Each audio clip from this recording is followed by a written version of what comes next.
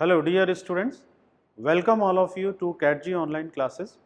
Student, हम लोग पढ़ रहे हैं chapter 2 that is sexual reproduction in flowering plant. और प्रीवियस क्लास में आपने मेरे साथ पॉलन ग्रेन का डायग्राम बनाकर प्रैक्टिस किया था, पॉलन ग्रेन का स्ट्रक्चर आपने स्टडी किया था। उसमें दो बहुत ही इम्पॉर्टेंट पॉइंट है जो मैं बार बार आपको फोकस कर रहा था, उसको आपने मेमोराइज कर लिया होगा। मैं एक बार रिपीट कर दे रहा हूँ। Pollen grain, student, in 60% of angiosperm are shed at two cell stage, यानी 60% ऑफ एंजियोस्पर्म में pollen grain दो सेल स्टेज में शेड होता है, और जो रेस्ट ऑफ द एंजियोस्पर्म है दैट इज 40%, उसमें pollen grain three cell stage में शेड होता है। एक पॉइंट था। दूसरा पॉइंट था, मैंने आपको बताया था कि pollen grain का जो लेयर है, outer layer, that is called exine and it is made up of sporopollenin. Sporopollenin से related student previous year NEET exam में हर साल क्वेश्चन लगभग आए हुए हैं, और उसमें पूछता है कि स्पोरोपोलेनिन का क्या एडवांटेज है या क्या है ये। तो स्पोरोपोलेनिन मैंने आपको बताया था ये मोस्ट रेजिस्टेंट ऑर्गेनिक कंपाउंड है, और इसको डिस्ट्रॉय नहीं कर सकते बाय एनी एंजाइम और हाई टेम्परेचर और हाई एल्कली और any strong acidic medium, right. और अब हम लोग उसी सीक्वेंस में आगे बढ़ रहे हैं, और डायग्राम आप बना के प्रैक्टिस कर लीजिएगा एक दो बार, जैसे आपका बिल्कुल थारोली प्रिपेयर हो जाएगा। पॉलन ग्रेन में अभी दो पॉइंट और बचे हुए हैं, वो हम लोग डिस्कस करके फिर उसको कंप्लीट करते हैं, and then will be moving to next heading. तो next heading that we are going to discuss today is viability of pollen grains। pollen grains के viability के बारे में स्टूडेंट हम लोग डिस्कस करने जा रहे हैं। और viability का मतलब क्या होता है? What do you mean by viability? Viable English में आपने वर्ड सुना होगा, viable. Viable means survival, means कितने लंबे समय तक कोई चीज़ सर्वाइव कर सकता है, जिंदा रह सकता है, उसी को हम लोग बोलेंगे वायबिलिटी। यानी viability of pollen grain means for how long a pollen grain can survive after releasing, right. और ये डिफर करता है from plants to plant student. So first let us note down what is viability of pollen grain means total time period for which pollen grain can survive is called its viability। Okay student, तो आप मेरे साथ आइए इसको तैयार कर लीजिए। Total time period for which pollen grain can survive is called viability. अब मैंने अभी आपको बताया कि वायबिलिटी अलग अलग प्लांट्स में अलग अलग होता है। तो क्या हुआ, it is different in different plants। अलग अलग प्लांट में इसकी वायबिलिटी अलग अलग होती है। इस बेसिस पे स्टूडेंट हम लोग दो कॉलम बना सकते हैं। एक ग्रुप ऑफ प्लांट है जिसमें पॉलन ग्रेन की वायबिलिटी केवल 30 मिनट तक होता है। तो pollen grain survive only for 30 minutes।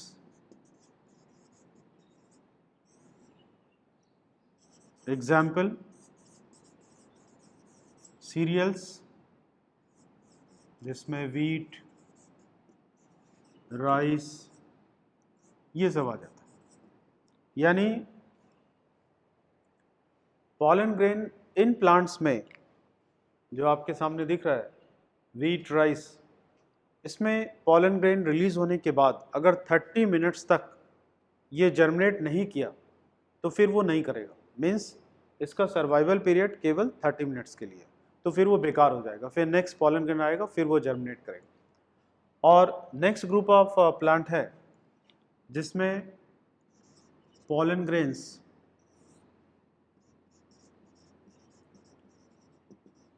Can survive for many months. Pollen grains कई महीनों तक सर्वाइव कर सकते हैं, मीन्स अगर पॉलन ग्रेन रिलीज हुआ और किसी वजह से वो जर्मिनेट नहीं किया तो भी वो काफ़ी दिनों के बाद भी जर्मिनेट कर सकता है, means pollen grain can survive for many months student. और इसको दूसरे वर्ड में आप बोल सकते हैं pollen grains are viable for many months. इसका एग्जाम्पल है, एग्जाम्पल ही आपको ज़्यादा ध्यान रखना है इसमें, एग्जाम्पल है plants of family Leguminosae. Leguminosae family के प्लांट है। इसमें कौन आता है स्टूडेंट, इसमें एक कॉमन एग्जाम्पल हम लोग ले सकते हैं पल्सेस। जितने पल्सेस वाले प्लांट हैं, जैसे आप एग्जाम्पल ले सकते हैं अरहर, ग्राम, पी, ये सब जो प्लांट हैं, जितने पल्सेस वाले प्लांट हैं वो सब किसमें आते हैं, इन फैमिली लेग्यूमिनोसी। नेक्स्ट है फैमिली सोलेनेसी। फैमिली सोलेनेसी के स्टूडेंट जो प्लांट होते हैं, जैसे आप एग्जांपल ले सकते हैं पोटैटो, ब्रिंजल, ये प्लांट होते हैं सोलेनेसी के, राइट। तो potato Solanum tuberosum, Solanum melongena, right, different plant जो आपने पढ़े हैं फैमिली सोलेनेसी में। तो plant of family Solanaceae and Leguminosae के जो प्लांट है उसमें pollen grains can survive for many months, right.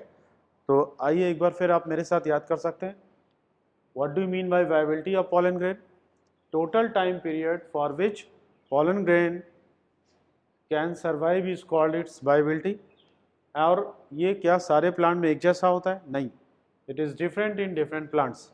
और इसको दो कैटेगरी में हमने डिवाइड किया, वन इज़ कि pollen grain survive only for 30 minutes. Example दीजिए, तो आप एग्जाम्पल वीट राइस, हम लोग वही एग्जाम्पल पिक कर रहे हैं जो जिस एग्जाम्पल से कॉम्पिटिटिव एग्जाम में बहुत ज़्यादा क्वेश्चंस आते हैं स्टूडेंट और हर साल पूछे गए। Pollen grains can survive for many months, example leguminosae and solanaceae. Now let us move to next part.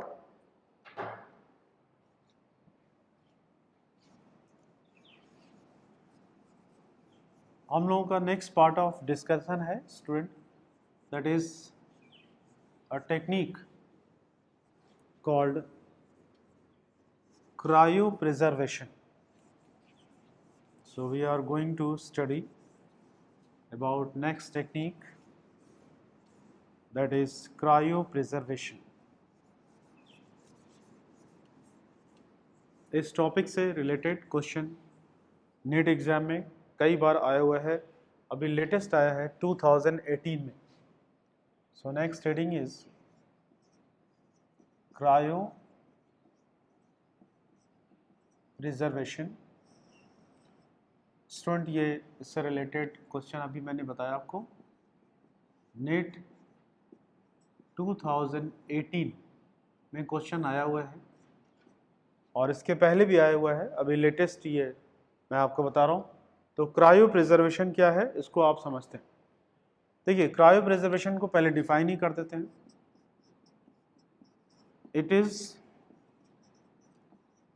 a technique of preservation at very low temperature.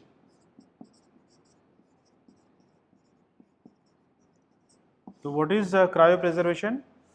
It is a technique of preservation at very low temperature. किसी भी चीज़ को, like pollen grain ही हो गया, pollen grain को आप preserve करते हैं very low temperature, तो उसी को बोलेंगे क्रायो प्रिजर्वेशन। तो क्रायो प्रिजर्वेशन क्या है ये आप समझ गए। और अब लो टेम्परेचर का मतलब क्या हुआ, कितने लो टेम्परेचर पे प्रिजर्व करते हैं और किसको करते हैं। तो लो टेम्परेचर का मतलब यहाँ होता है preservation at -196 degree Celsius. Student, -196 degree Celsius temperature पे प्रिजर्व करते हैं, राइट।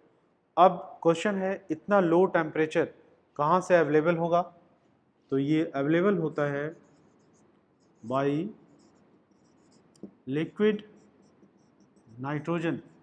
लैब में इसको लिक्विड नाइट्रोजन से अवेलेबल कराते हैं -196 डिग्री सेंटीग्रेड। अब सपोज पॉलन ग्रेन को आप प्रिजर्व कर रहे हैं, आप चाहते हैं कि किसी पर्टिकुलर प्लांट का पॉलन ग्रेन प्रिजर्व हो जाए और काफ़ी समय के बाद हम उसको यूज़ करें, तो यानी आप पॉलन ग्रेन को प्रिजर्व करेंगे। तो पॉलन ग्रेन को प्रिजर्व करेंगे एट -196 डिग्री सेल्सियस, और इसका यूज़ क्या करेंगे, यूज़ करेंगे इन पॉलन बैंक, या आप इसको यूज़ करेंगे इन प्लांट ब्रीडिंग प्रोग्राम में आप इस पॉलन ग्रेन को यूज़ कर सकते हैं। इसके अलावा आप जर्म प्लाज्म भी प्रिजर्व कर सकते हैं क्रायो प्रिजर्वेशन में। तो क्रायो प्रिजर्वेशन क्या हुआ student, it is a technique of preservation of anything like germplasm, pollen grain at very low temperature. कितना टेम्परेचर वो मैंने बताया आपको, दैट इज़ -196 डिग्री सेल्सियस। और इतना लो टेम्परेचर लैब में कहाँ से अवेलेबल कराते हैं, बाई लिक्विड नाइट्रोजन, राइट। और अगर पॉलन ग्रेन को प्रिजर्व कर रहे हैं तो उसका क्या यूज़ है, it is used in making pollen bank and it is also use in plant breeding, जिसके बारे में हम लोग फर्दर चैप्टर में डिस्कशन करेंगे। Now you can note down the things by pausing your system. Next हम लोग पॉलन ग्रेन से रिलेटेड लास्ट टॉपिक पढ़ने जा रहे हैं, that is significance of pollen grain.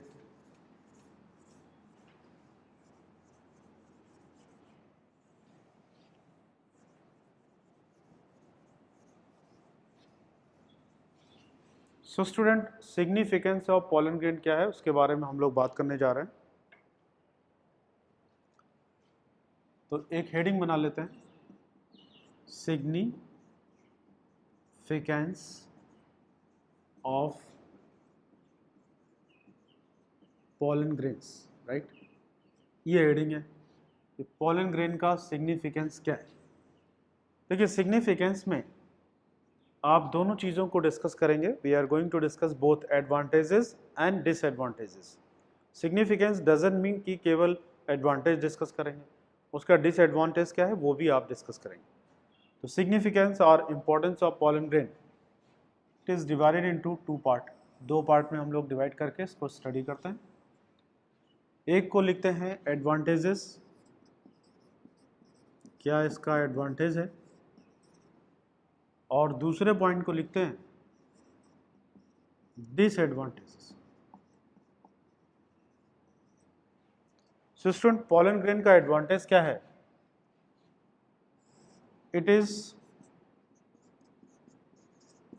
Rich in nutrients like carbohydrate, protein, vitamins, etc. So it is being used as tablets or syrup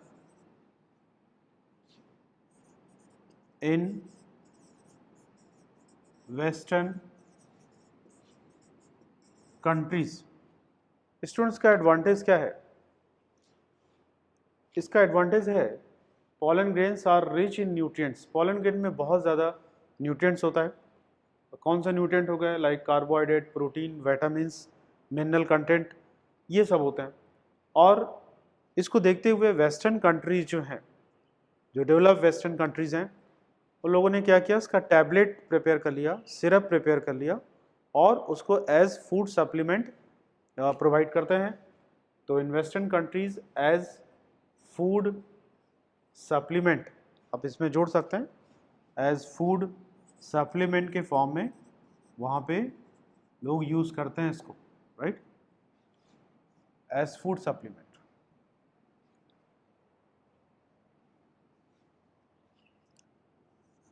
So I think you got the advantages. Now let us discuss about disadvantages. Student, it is not generally advised to have a jogging or morning walk in such area or garden or park where large number of flowers are present. जहाँ पे बहुत सारे flower हैं वहाँ पे jogging, trekking, वहाँ पे दौड़ रहे हैं, राइट, वॉक कर रहे हैं, वहाँ जनरली अलाउड नहीं होता है। उसकी वजह क्या है, बहुत सारे फ्लावर्स हैं तो उनके थ्रू बहुत सारे पॉलन ग्रेन्स वहाँ पे एयर में होंगे जो इनविजिबल हैं। हम लोगों ने डिस्कस किया था पॉलन ग्रेन का जो साइज़ है वो आपने डिस्कस किया था 25 to 50 माइक्रोमीटर डायमीटर में होता है। तो वो हमारे रेस्पिरेटरी सिस्टम के थ्रू, नोज़ के थ्रू रेस्पिरेटरी सिस्टम में पहुँच जाते हैं, नोज़ माउथ के थ्रू इनहेल कर लेते हैं और जब वो इनहेल कर लेते हैं और वो ब्रोंकस तक पहुंचता है, लंग्स तक पहुंचता है, तो ये बहुत सारे रेस्पिरेटरी डिसऑर्डर कॉज करता है और ये रेस्पिरेटरी डिसऑर्डर क्रॉनिक हो जाता है। Chronic means it exist for long period of time and it becomes difficult to comes out of that. तो इसका डिसएडवांटेजेस क्या हो गया, it causes allergy and bronchial asthma. Bronchial asthma cause करता है जिसमें इन्फ्लेमेशन हो जाता है। इन्फ्लेमेशन का मतलब आप समझते हैं स्वेलिंग, और इनहेल करने में, एक्सहेल करने में, सांस लेने में दिक्कत होती है। तो disadvantage means it causes allergy and bronchial asthma, that is inflammation in bronchi. इसके बाद नेक्स्ट पार्ट इसमें जो आप डिस्कस करने जा रहे हैं, जैसा मैंने अभी आपको बताया, it causes many chronic respiratory disorders such as, अभी जैसा मैंने ऊपर मेंशन किया, अस्थमा, ब्रोंकाइटिस। स्टूडेंट ये दो बहुत ही कॉमन हैं, इसको आप अंडरलाइन कर सकते हैं। साथ में ये जब लंग्स में पहुंच जाते हैं तो it causes lungs congestion etcetera, right. और तो एडवांटेजेस और डिसएडवांटेजेस आप समझ गए। डिसएडवांटेज क्या है, ये नोज के थ्रू इनहेल हो जाता है, causes allergy and many chronic respiratory disorder. इसके बारे में एक और बहुत ही इम्पॉर्टेंट पॉइंट है, वो मैं आपको बताने जा रहा हूँ।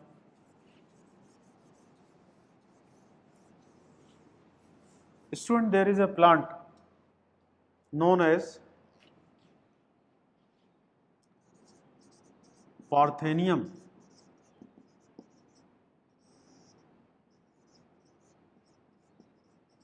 hysterophorus, इसका पूरा नाम है। पार्थेनियम जीनस है और इसका कॉमन स्पीशीज है स्टेरोफोरस। इसको कॉमनली बोलते हैं, it is known as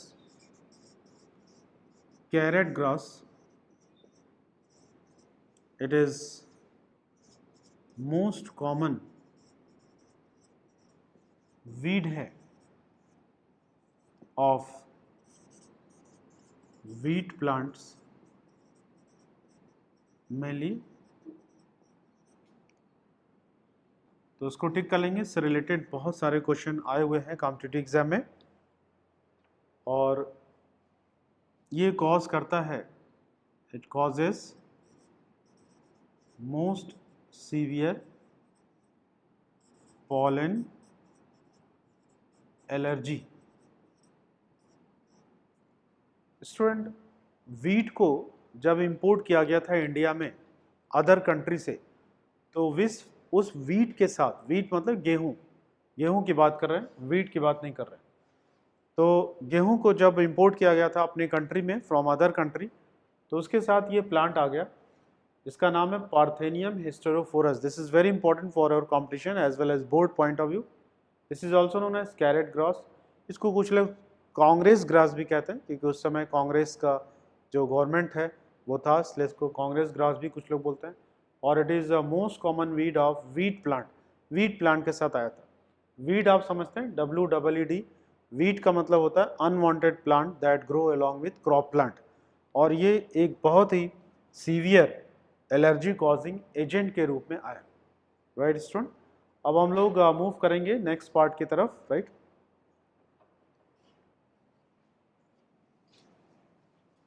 you can note down the content by pausing your system. Now next that we are going to study today, जैसा कि नेम ऑफ द चैप्टर है student, sexual reproduction in flowering plant. Chapter के starting मैंने बताया था कि यहाँ flower के रिप्रोडक्टिव पार्ट से रिलेटेड चीज़ों को हम लोग काफ़ी एलाबोरेट करके डिटेल में पढ़ेंगे। तो आपने फ्लावरिंग प्लांट का जो रिप्रोडक्टिव पार्ट है उसको समझ लिया है। दो पार्ट है मेन, क्या क्या बताइए। पहला पार्ट एंड्रोसियम, जो स्टेमेन से बना है या स्टेमेन इसमें होता है, और इट कंसिस्ट ऑफ स्टेमेन जिसमें पॉलन ग्रेन है, इसके बारे में काफ़ी डिटेल में आपने पढ़ा। Now next part, reproductive part of flower is female reproductive part, that is gynoecium. तो उससे रिलेटेड चीज़ें हम लोग पढ़ने जा रहे हैं। तो हम लोगों का आज का नेक्स्ट हेडिंग होगा the pistil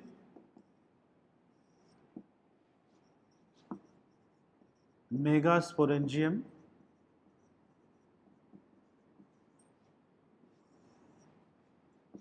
and embryo sac.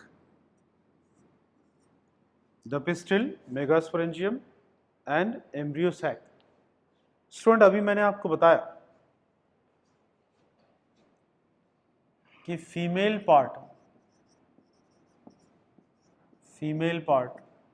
Part के लिए हम लोग ये साइन यूज करते हैं ऑफ फ्लावर इज, कौन है, gynoecium. Correct, female part of flower is gynoecium. Right, और हम लोग इसके बारे में पढ़ रहे हैं, गाइनीशियम के बारे में। और गाइनीशियम किससे बना है? गाइनीशियम इसको बोलेंगे it consist of, what does it consist of? Carpel और पिस्टिल। यानी गाइनीशियम किससे बना है? कार्पेल और पिस्टिल से बना है। तो कार्पेल उसी को बोलते हैं पिस्टिल। आपको अपने लोअर क्लासेस में पढ़ा होगा फ्लावर का part, sepal, petal, carpel, stamen, ये सब आपने पढ़ा होगा। यहाँ हायर क्लास में आप गाइनीशियम वर्ड यूज करेंगे and it consist of carpel या पिस्टिल। अब on the basis of number of carpel the plants are divided into group. ये डिफरेंट ग्रुप में डिवाइड होते हैं स्टूडेंट। तो आइए, दो कैटेगरी बनता है on the basis of number of carpels plant are divided into two category.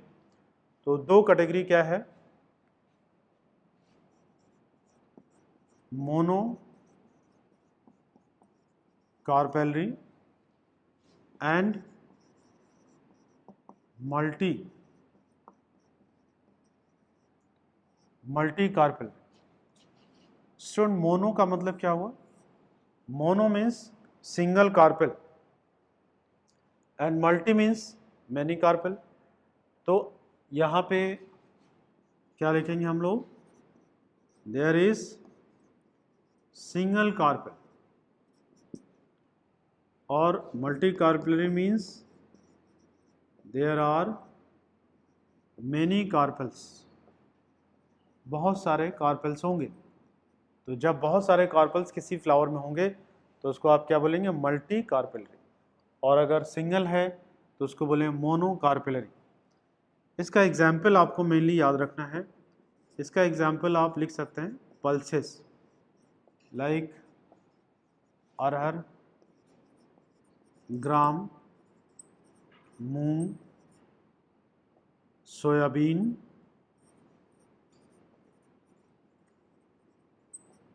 Etcetera.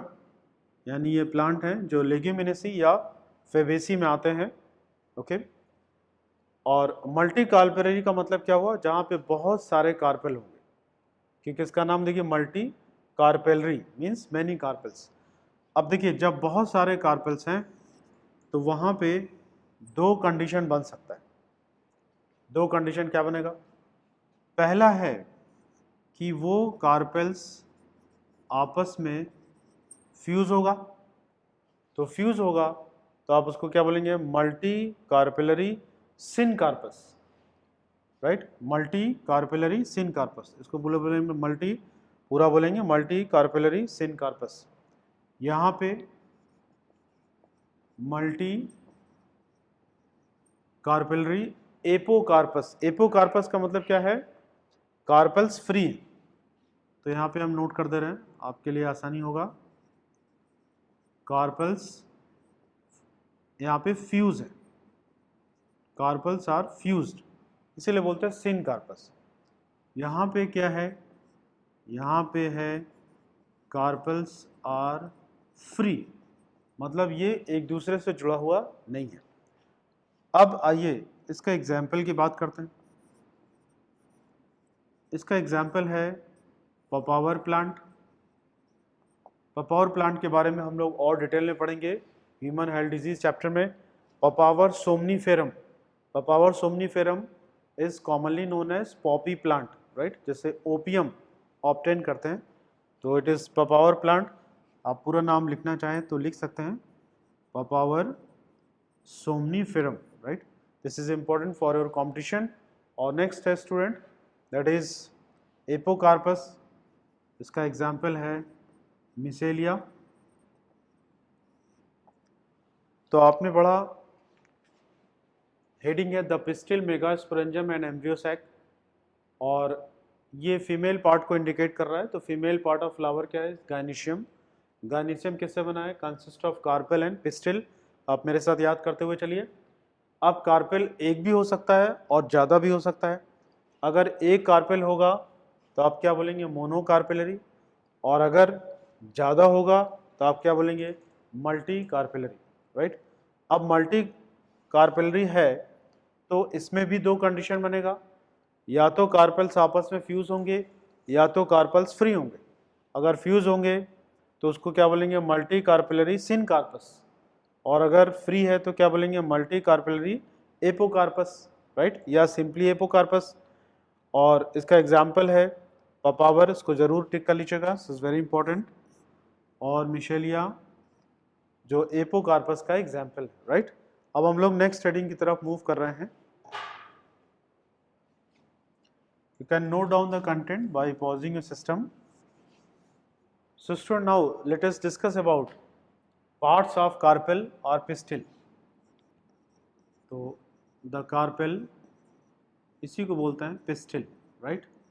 मैं बार बार लिख रहा हूँ जिससे आपको याद हो जाए और आप कोई मिस्टेक ना करें।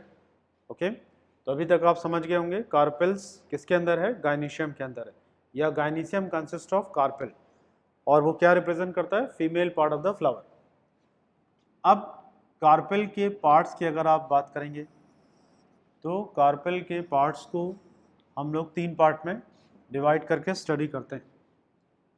तो इसका पार्ट्स हो गया, क्या पार्ट्स हो गया, इसका पहला पार्ट लिखते हैं stigma, second is style, and next is ovary, right. तो कार्पेल के तीन पार्ट याद करते चलिए साथ साथ। क्या हुआ, stigma, style and ovary. Stigma क्या करता है और इसका क्या रोल है, ये हम लिखने जा रहे हैं। Provide platform for germination of pollen grains। Student, stigma provide करता है platform for germination of pollen grains. Pollen grain कहीं से भी अगर आ रहा है, एयर से आ रहा है या किसी एजेंट के थ्रू आ रहा है, तो वो सबसे पहले कहाँ लैंड करेगा? स्टिग्मा पे। और लैंड करने के बाद जब वो जर्मिनेटिंग प्रोसेस में आएगा या जर्मिनेशन प्रोसेस में आएगा, तो वो उसके लिए स्पेस चाहिए, प्लेस चाहिए, और वो प्लेस क्या है? स्टिग्मा। यानी स्टिग्मा फर्स्ट पार्ट है that provide platform for germination of pollen grains. Next part is a style. It is elongated part. ये कार्पेल का elongated part है, और ये क्या करेगा? ये प्रोवाइड करेगा and provide passage for pollen tube. Right? Pollen grain stone germinate करेगा, जर्मिनेट करके पॉलन ट्यूब बनाएगा, और वो पॉलन ट्यूब कैरी करेगा मेल गैमीट्स, और उसके लिए पैसेज कौन प्रोवाइड करेगा? स्टाइल। पॉलन ट्यूब यहाँ पे आप जोड़ सकते हैं, which carry male gametes, right? जो मेल गैमीट्स कैरी करेगा। नाउ नेक्स्ट और बहुत ही इंपॉर्टेंट पार्ट है ovary. Ovary is basal part है।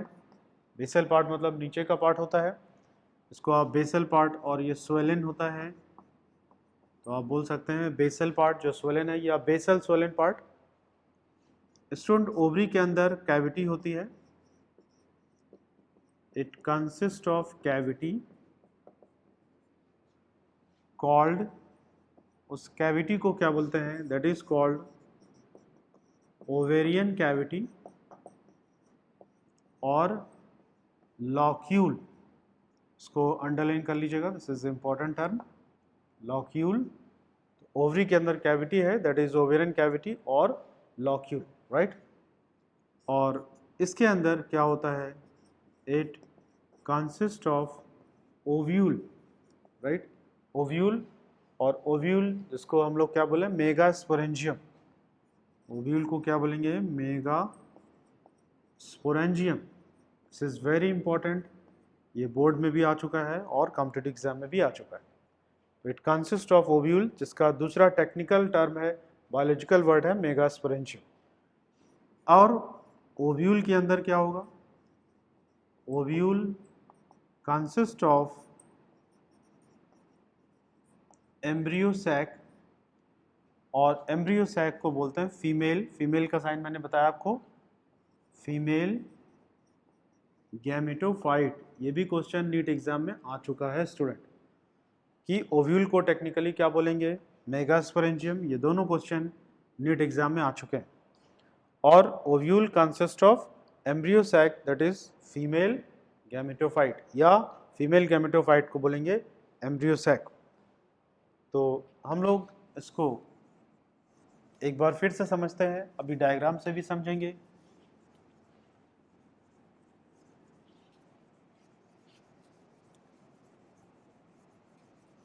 कार्पेल का 3 पार्ट आपने पढ़ा, stigma, style and ovary.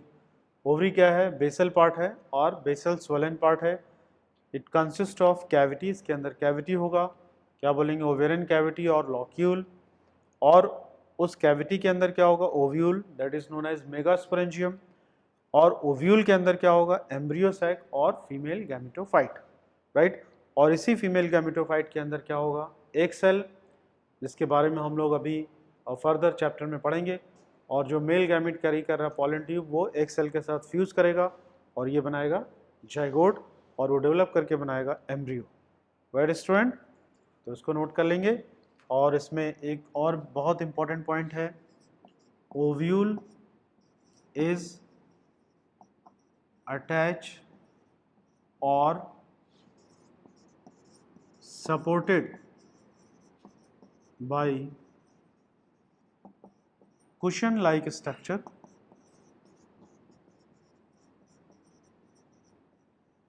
called called placenta, right? Ovule is attached or supported by cushion like structure called placenta. Class 11 में I hope आपने पढ़ा होगा कि arrangement of ovule on placenta is called placentation, right? Question आता है what is placentation, तो ovule placenta पे कैसे अरेंज्ड है इसी को बोलते हैं प्लेसेंटेशन। और डिफरेंट टाइप्स ऑफ प्लेसेंटेशन होता है, basal placentation, marginal placentation, parietal placentation, ये सब आपने पढ़ा होगा। अब इसको एक डायग्राम से हम लोग समझते हैं। स्टूडेंट, जैसा मैंने बताया था कि आपके पूरे सिलेबस में मैक्सिमम जो डायग्राम है वो रिप्रोडक्शन यूनिट से ही आते हैं बोर्ड एग्जाम में, यानी डायग्रामेटिकली ये यूनिट इम्पॉर्टेंट है, तो डायग्राम से आपको समझना होगा। तो एक डायग्राम हम लोग ड्रॉ करते हैं। डायग्राम के लिए आप आउटलाइन के थ्रू कर सकते हैं, डायरेक्ट भी कर सकते हैं, आप मेरे साथ बनाकर प्रैक्टिस कर सकते हैं।